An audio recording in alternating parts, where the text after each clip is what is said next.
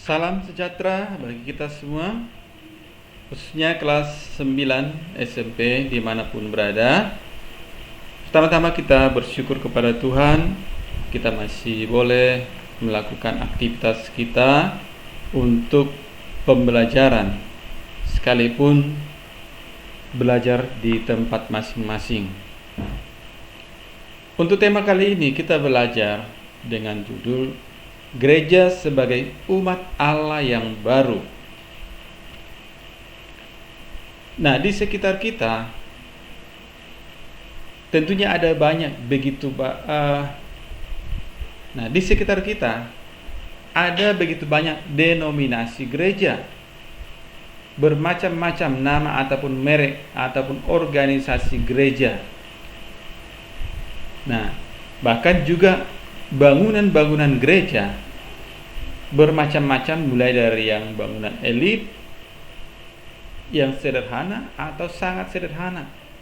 Nah, coba lihat, manakah yang layak disebut gereja? Ini di Cina, megah, berbentuk biola.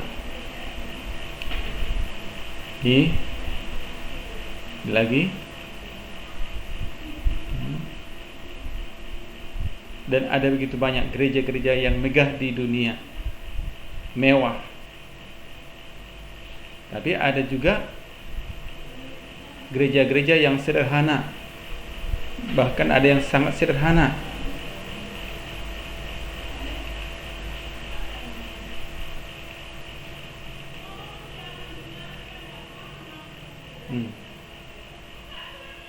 Layakkah ini semua disebut gereja? Nah, coba kita simak lagu dari Kidung Jemaat nomor 257 ayat 1 sampai 3, judulnya Aku Gereja, Kau Pun Gereja.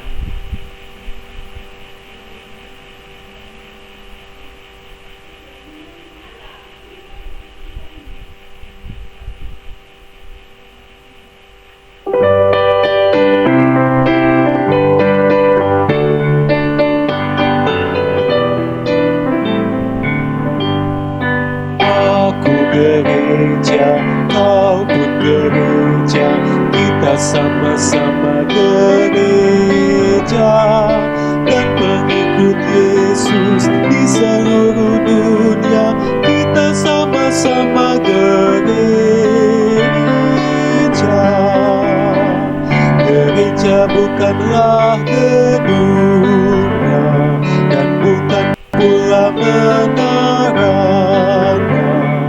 Bukalah pintunya, lihat di dalamnya. Gereja adalah orangnya.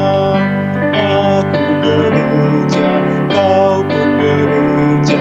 Kita sama-sama gereja dan pengikut Yesus di seluruh dunia. Kita sama-sama gereja. Berbagai macam manusia terdiri dari bangsa-bangsa, lain bahasanya dan warna kulitnya, tempatnya pun berbeda juga. Aku gereja, kau pun gereja. Kita sama-sama gereja dan pengikut Yesus di seluruh dunia. Kita sama-sama gereja.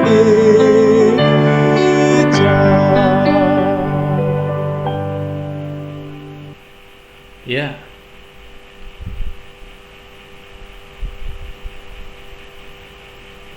Nah, pujian tadi memberikan kita pengertian. Apakah sebenarnya gereja itu? Aku gereja, kau pun gereja.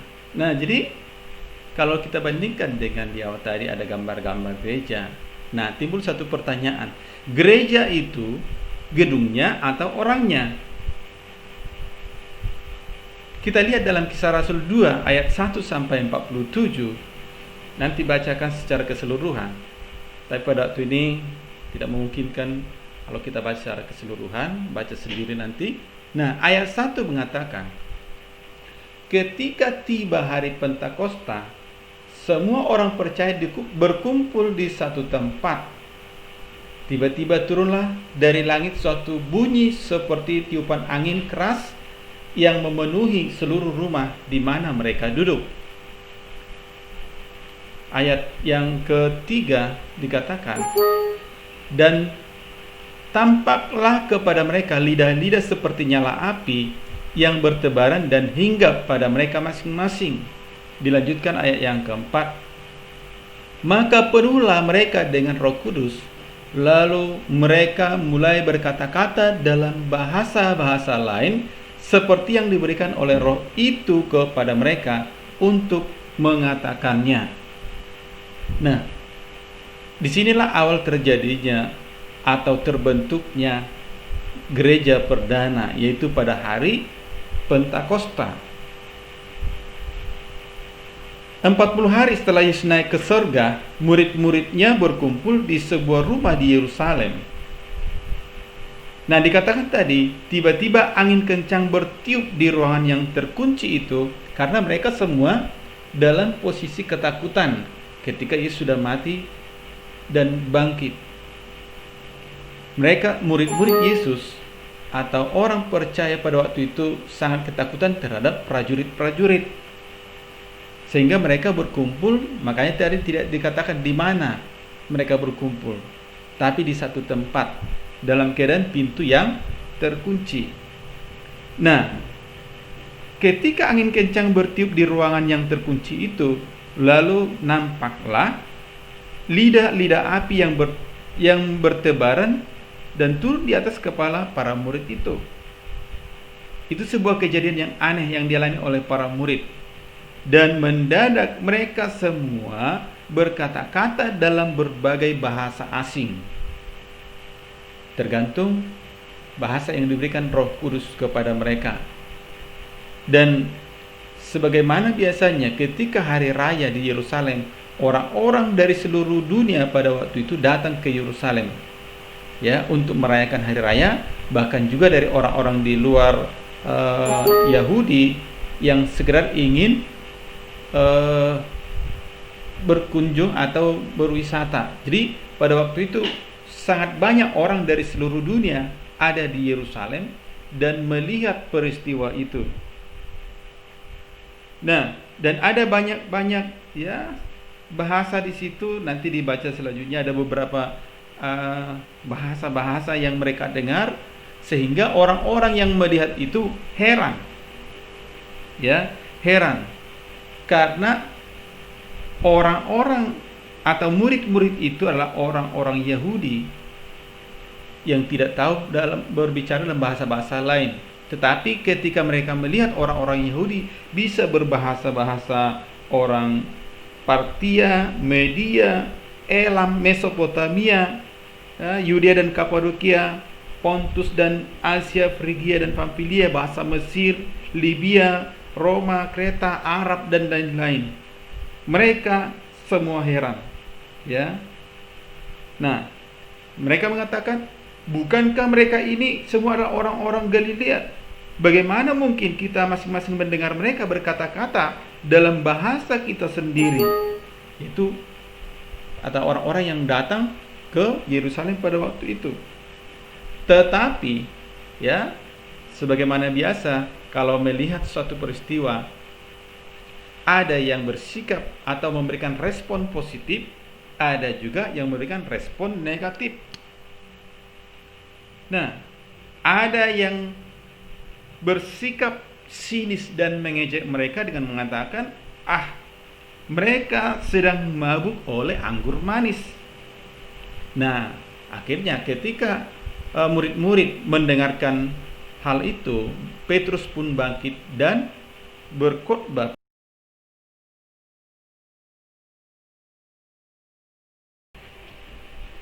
dan mengatakan bahwa apa yang terjadi itu merupakan penggenapan dari nubuat Nabi Yoel yang mengatakan, akan terjadi pada hari-hari terakhir. Demikianlah firman Allah, bahwa aku akan mencurahkan rohku ke atas semua manusia. Maka anak-anakmu laki-laki dan perempuan akan bernubuat, dan teruna-terunamu akan mendapat penglihatan-penglihatan, dan orang-orangmu yang tua akan mendapat mimpi. Juga ke atas hamba-hambaku laki-laki dan perempuan akan kucurahkan rohku pada hari-hari itu, dan mereka akan bernubuat. Nah, jadi sebenarnya penggenapan dari nubuat Nabi Yoel inilah yang terjadi di Yerusalem pada waktu itu. Nah, tapi sebenarnya biasa terjadi, ya. Ketika ada satu peristiwa, ada respon yang positif, ada respon yang negatif. Lalu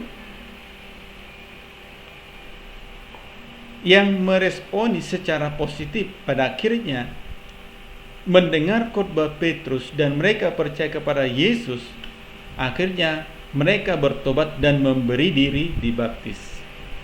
Dan pada hari itu jumlah mereka yang percaya dan dibaptis itu kira-kira 3.000 jiwa. Inilah yang selanjutnya dikatakan sebagai gereja perdana. Nah, jadi gereja yang sesungguhnya adalah orang-orang yang mendengar firman Tuhan, lalu percaya dan bertobat, lalu memberi diri dibaptis. Gereja bukanlah gedung atau bangunan secara fisik. Buktinya, sebelum pandemi COVID-19 ini pun sudah banyak gedung gereja yang kosong, terutama di negara-negara bagian barat. Karena orang-orang Kristen yang di sana telah meninggalkan imannya. Bahkan di Indonesia saja, di daerah tertentu ada gereja berubah jadi bioskop, atau sebaliknya. Nah, jadi jangan pula kita marah ketika ada pembakaran gereja atau gereja dirusak, karena sesungguhnya gereja itu bukanlah gedung. Gereja yang sesungguhnya adalah orang-orang yang percaya ataupun pengikut Kristus. Gereja tanpa orangnya bukanlah gereja.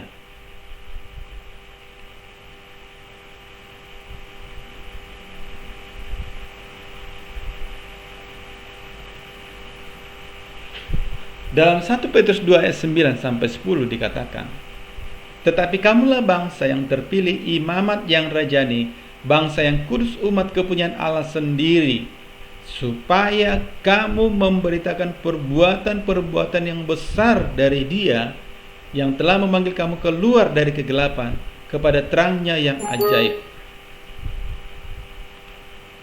Kamu yang dahulu bukan umat Allah, tetapi yang sekarang telah menjadi umatnya, yang dahulu tidak dikasihani, tetapi sekarang telah beroleh belas kasihan.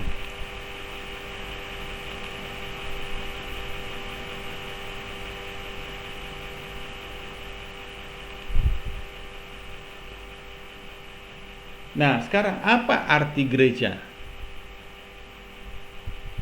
Kata gereja dalam bahasa aslinya, dalam bahasa Yunani, kitab Perjanjian Baru itu ditulis dalam bahasa Yunani, sementara Perjanjian Lama itu dalam bahasa Ibrani. Nah, dalam 1 Petrus pasal 2 ayat 9 tadi, di situ ada kata gereja dalam bahasa aslinya, yaitu eklesia. Kata eklesia berasal dari dua kata, yaitu ek dan klesia.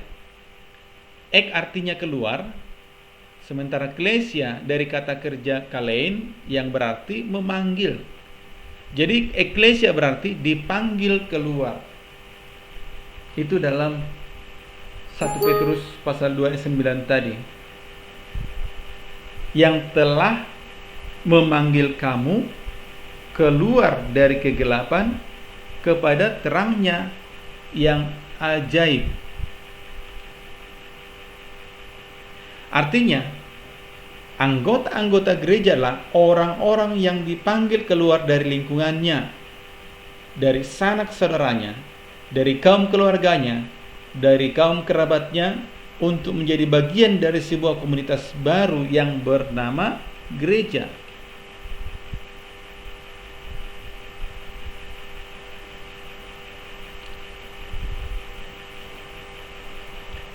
Jadi kita dipanggil dari kehidupan kita yang lama. Alkitab mengatakan dunia dikuasai oleh kegelapan. Gereja adalah orang-orang yang dipanggil dari kegelapan, keluar dari kegelapan kepada terangnya yang ajaib. Tetapi di samping itu, gereja juga dipanggil untuk menjalankan tugas. Tadi dikatakan supaya kamu memberitakan perbuatan-perbuatan yang besar dari Dia yang telah memanggil kamu keluar dari kegelapan kepada terangnya yang ajaib. Jadi selain kita dipanggil keluar dari dunia, kita juga diberikan mandat kembali lagi ke dunia untuk memberitakan kasih Allah yang besar, ya, yang dinyatakan dalam Yesus Kristus. Itulah penyelamatan. Artinya kita diselamatkan untuk menyelamatkan juga. Itulah kasih Allah yang besar itu. Yohanes 3:16. Karena begitu besar kasih Allah akan dunia ini, sehingga Ia telah mengaruniakan anak yang tunggal, supaya kita yang percaya tidak binasa, melainkan beroleh hidup yang kekal. Nah, kasih itu harus disampaikan kepada semua orang. Dalam amanat agung dikatakan, pergilah, beritakanlah Injil kepada seluruh bumi, kepada seluruh bangsa. Jadi kasih itu harus disampaikan, baik dengan perkataan maupun perbuatan kita. Baik, ini sampai di sini pertemuan kita. Tuhan Yesus memberkati. Tetapi ada tugas yang harus kalian kerjakan. Yang pertama, kapankah gereja perdana terbentuk? Yang kedua, bagaimana respon orang-orang yang melihat peristiwa turunnya Roh Kudus di Yerusalem itu? Tadi ada 2 respon. Yang ketiga, apakah yang harus dilakukan orang supaya selamat menurut Kisah Para Rasul 2 ayat 38? Terakhir, apakah arti gereja berdasarkan asal katanya? Demikian, selamat pagi semuanya. Tuhan Yesus memberkati. Shalom.